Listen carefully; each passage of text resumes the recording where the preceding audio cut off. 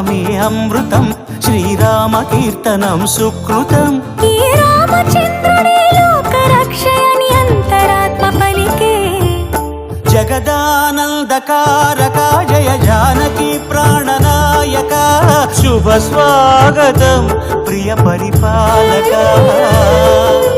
జగదానందకారక జయ జానకి ప్రాణనాయక, శుభ స్వాగతం ప్రియ పరిపాలక. మంగళకరమౌ నీరాక, ధర్మానికి వేదిక అవుగాక, మా జీవనమేక పావనమౌగాక.